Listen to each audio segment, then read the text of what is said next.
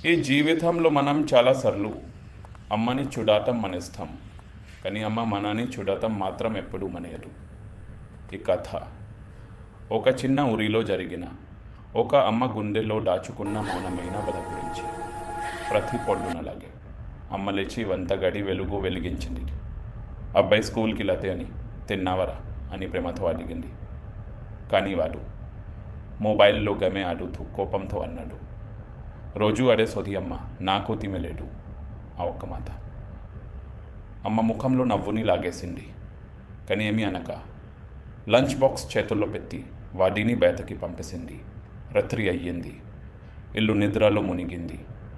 కానీ అమ్మ మాత్రం వంటగది మూలలో కూర్చుని చిన్న దీపం వెలుగులో కళ్ళు నిండా నీరు కరుస్తూ ఉంది.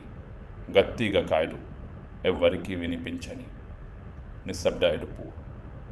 ఆ ఎడుపుని వాడు చూశాడు. డోర్ వెనకాల నిలబడి అమ్మ కళ్ళులో ఉన్న బాధని చూసిన క్షణం వాడి గుండె కంపించింది.